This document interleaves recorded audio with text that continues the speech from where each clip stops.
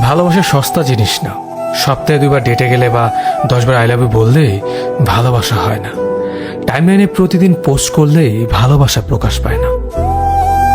জানো বেবি সম্বোধন করলে বোঝা যায় না সে আসলেই তোমাকে ভালোবাসে কিনা।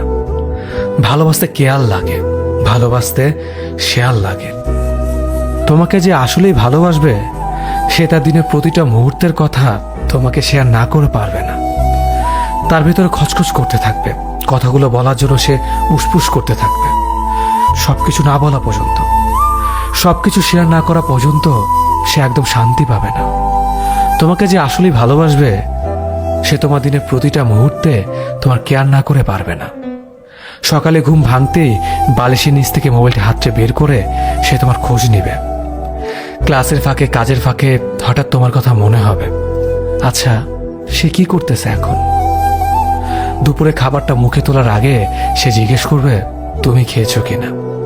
সে ব্যস্ততার অজুহাত দেখাবে না, বরং সে তোমার কেয়ার নিয়েই ব্যস্ত থাকবে। সে শুধু হাসির ইমো আর কান্নার ইমো দিবে না, তোমাকে সত্যি সত্যি হাসাবে এবং তোমাকে সত্যি সত্যি কাঁদাবে, এবং তারপর আলতো করে গাল থেকে অস্ত্রটুকু মুছে দেবে। ভালোবাসা কঠিন না, বরং ভালোবাসার মর্ম বুঝে এরকম মানুষ পাওয়াটাই বড্ড বেশি কঠিন।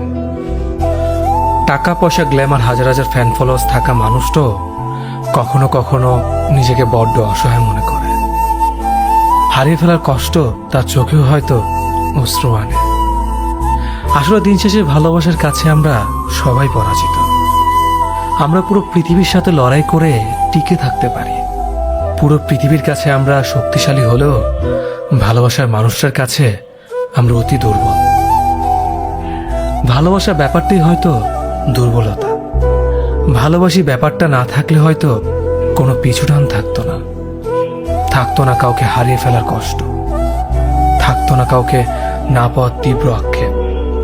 ভালোবাসি ব্যাপারটা এরকম, এক জীবনে যতটা সুখ দিয়ে যায় তার চেয়ে অনেক অনেক বেশি দিয়ে যায় কষ্ট, দিয়ে যায় যন্ত্রণা, দিয়ে যায় কাউকে না পাওয়ার আজন্ম আক্ষেপ, দিয়ে যায় জীবনে মনে রাখার মতো কিছু মুহূর্ত, দিয়ে যায় ভুলতে না পারার মতো কিছু স্মৃতি, যেগুলো আমাদেরকে সারা জীবন বয়ে নিয়ে বেড়াতে হয়। তারপরও আমরা ভালোবাসি। ভালোবাসি নামক গল্পটা পরিণতি পাবে না জেনেও আমরা প্রত্যেকে চাই আমাদের জীবনে অসমাপ্ত গল্পটা থাকুক। ভালোবাসার জন্য যে ছেলেটি উন্মাদ ছিল, এখন সে ছেলেটি পুরোপুরি নীরব হয়ে গেছে। ছেলেটি এখন আর মোবাইলে মেসেঞ্জারের দিকে চেয়ে থাকে না। যে মানুষটি প্রতিটা কথায় জং ধরানো মিথ্যে কথা বলতো, তার কথা এখন আর মনে পড়ে না। যে মানুষটি কথার ভেতর শুধু শুধু মিথ্যে বলতো, এখন আর তার কথা মনে পড়ে না। মনে তো শুধু একটা কথা পড়ে, কিভাবে পাষাণপুরীর মতো আঘাত করলো বুকের বাঁ পাঁজরে।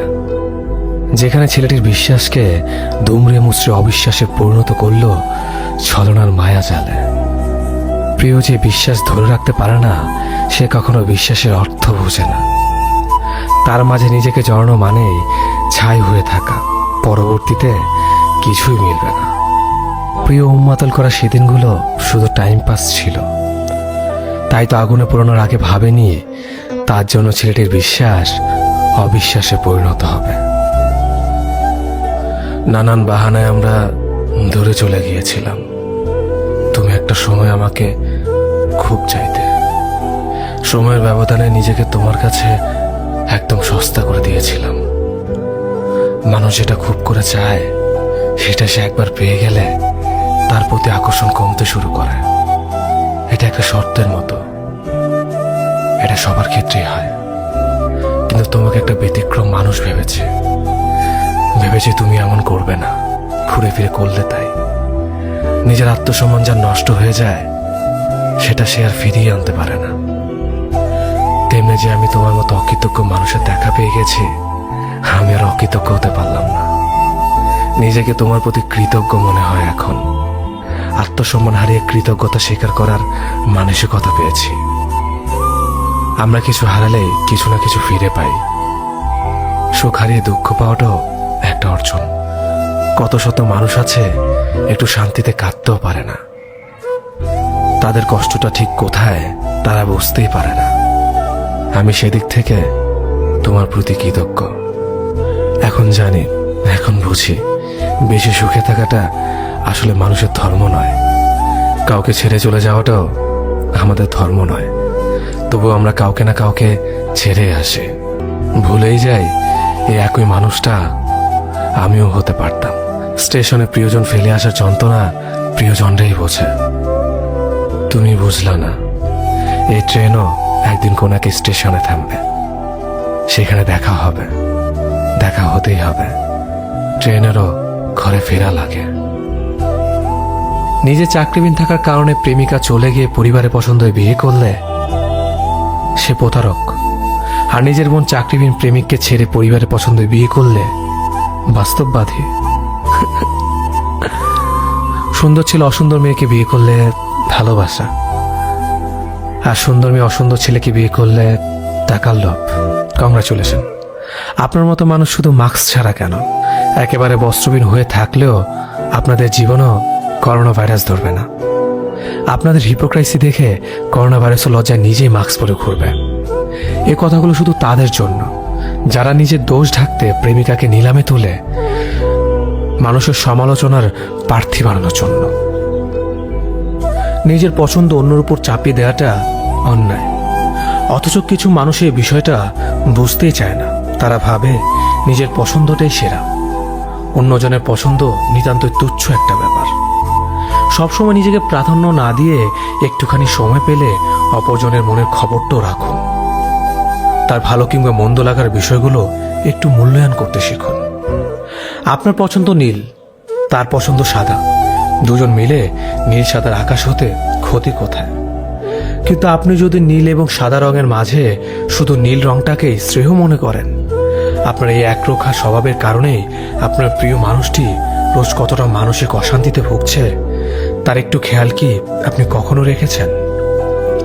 দুজন মানুষের পছন্দ অপছন্দ মিলিয়ে সেসব মানিয়ে নেওয়ার মাধ্যমেই তো একটি পূর্ণাঙ্গ সম্পর্ক গড়ে ওঠে। কিন্তু বেশিরভাগ ক্ষেত্রেই দেখা যায় শুধু একজন ব্যক্তিকেই সবকিছু মানিয়ে নিয়ে চলতে হয়।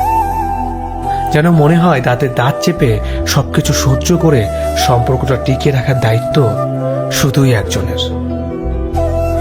অপর ব্যক্তি তো বিশাল আকারের দায়বদ্ধতা অন্যের কাঁধে চাপিয়ে দিয়েই মুক্ত থাকে। পরিচিত সবার কাছে আমি মানুষ হিসেবে কেমন সেটা জানার ইচ্ছে আমার কখনো হয়নি। আমি যেদিন থেকে বুঝেছি একজন মানুষ অন্য মানুষকে তার মানসিকতা অনুযায়ী বিচার করে, ঠিক সেদিন থেকে ভিন্ন ভিন্ন মানুষের ভিন্ন ভিন্ন মানসিকতার কাছে নিজেকে কখনো প্রমাণ করতে চাইনি। আমি দোষ না করলেও যারা আমার বারবার দোষী বানিয়ে আমার পিছনে হাজারটা মন্দ কথা বলেছে, আমি তাদের নিয়েও কখনো মাথা ঘামানোর প্রয়োজন মনে করিনি। আবার সেই মানুষগুলোই যখন আমার সামনে এসে প্রশংসা করছে, আমি তাদের করা প্রশংসা হাসি মুখে গ্রহণ করছি, কিন্তু কখনো বুঝতে দেইনি যে তারা আমায় আড়ালে আঘাত করেছে। কারো কাছে আমি হতেই পারি মন্দ কিংবা ভালো, তবে আমি নিজের কাছে কেমন সেটা জানাটাই মুখ্য বিষয়। আমার দ্বারা কি কারো কোনো ক্ষতি হয়েছে? আমি কি কাউকে ঠকিয়েছি? কিংবা আমার আচরণে কারো চোখ বেয়ে অশ্রু গড়িয়ে পড়েছে কিনা? হ্যাঁ, প্রতিনিয়ত এসব প্রশ্ন আমি নিজেকে করেছি, কারণ আমার সবসময় মনে হয় আমি মানুষ হিসেবে কেমন সেটার বিচার আমারই করা উচিত। অন্যরা আমাকে আমার মতো বুঝবে না। তাই আমার সম্পর্কে কে কি বলেছে না বলেছে সেটার প্রাধান্য দেওয়া উচিত বলে মনে করি না। আমি তো জানি আমি কেমন। আমি বহুভাবে ঠকেছি, কিন্তু কখনো অন্যকে ঠকাইনি। আমার প্রাপ্তি এখানেই। আমার কোনো বিষয় নিয়ে অনুশোচনা করার প্রয়োজন নেই অনুতপ্ত হবার কোনো কারণ। সবকিছুর বিনিময়ে আমার জীবন সবচেয়ে বড় পাওয়াটাই হচ্ছে প্রশান্তি। রোজ ঘুম ভাঙে এক বুক প্রশান্তি নিয়ে। জীবনে সবকিছু পেতেই হবে বিষয়টা কিন্তু এমন নয়। মন জুড়ে মানসিক শান্তি না থাকলে পাওয়াগুলো বাদ দিয়েই ভালো থাকা যায়। 5 বা 6 মাসের একটা প্রেমকে আমি কখনোই ভালোবাসা বলবো না। ওটা দুজন মানুষের মাঝে এক ধরনের বিশেষ সম্পর্ক মাত্র। একজন মানুষকে চিনতে বুঝতে অনেক সময় লাগে। হুট করে কাউকে চেনা জানা যায় না।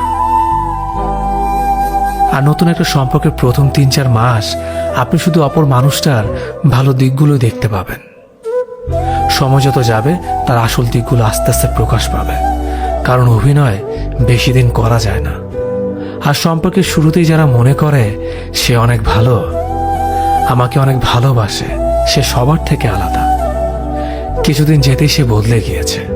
সে আগের মতো কথা বলে না, সে আগের মতো নেই, ধারণা আসতে বেশি সময় লাগে না। তাই 5-6 মাস পরে যখন একটা প্রেম ভাঙে, তখন শুধুমাত্র একটা সম্পর্কই ভাঙে, কারণ ভালোবাসা কখনো ভাঙে না। যদি সত্য ভালোবাসেন তবে সময় নিন, সময় দিন। তার ভালো মন্দগুলো মিলিয়ে তার সাথে থাকতে পারবেন কিনা নিজেই যাচাই করে দেখুন। ভালোবাসার মানুষের কাছে কখনো কিছু লুকোবেন না, তাকে সব সত্যি বলুন। আপনি যা তার কাছে সেটাই প্রকাশ করুন, কারণ সততার ভালোবাসা পরিপূরক। ভালো থাকুক প্রতিটি ভালোবাসা। পৃথিবীতে কোনো মানুষই পুরোপুরি পারফেক্ট না। এই সহজ সত্যটা মেনে নিলেই সম্পর্কগুলো অনেক সহজ হয়ে যায়। মানুষটা একটু বেশি বেশি রাগ করে। আপনার যদি মনে হয় এটা একটা খারাপ দিক, ভেবে নিন না, পৃথিবীতে কোনো মানুষই পুরোপুরি পারফেক্ট না। মানুষটা একটু বেশি বেশি সন্দেহ করে। যদি এটাকে খারাপ দিক মনে হয়, ভেবে নিন, পৃথিবীতে কোনো মানুষই পুরোপুরি পারফেক্ট না। মানুষটার গায়ের রং একটু কালো, ভেবে নিন, পৃথিবীতে কোনো মানুষই পুরোপুরি পারফেক্ট না। মানুষটার হাইট একটু কম কিংবা একটু মোটা, ভেবে নিন, পৃথিবীতে কোনো মানুষই পুরোপুরি পারফেক্ট না। এরকম বলতে গেলে আরো অনেক উদাহরণ পাওয়া যাবে। পৃথিবীতে কেউ কোনোদিন তার ভালোবাসার মানুষটাকে কিংবা জীবন সঙ্গীকে পুরোপুরি পারফেক্ট রূপে পায়নি, কোনোদিন পাবেও না, পাওয়া সম্ভবও না। যদি সত্যিই তাকে ভালোবেসে থাকেন, তাহলে তার খারাপ দিকগুলো মেনে নিয়েই ভালোবাসতে হবে। শুধু ভালো দিকগুলোকে ভালোবাসা মানে ভালোবাসা না, ওটার নাম স্বার্থপরতা। ভালোবাসার মানুষটা পারফেক্ট না হলেও পারফেক্ট করে নিতে হয়, কিংবা পারফেক্ট ভেবে নিতে হয়। মেনে নিতে হয় পৃথিবীতে কোনো মানুষই পুরোপুরি পারফেক্ট না। তবুও যদি সহজ সত্যিটা মেনে নিতে না পারেন, তবে নিজেকে প্রশ্ন করে দেখুন, আপনি কি পুরোপুরি পারফেক্ট? আশা করি উত্তরটা পেয়ে যাবেন।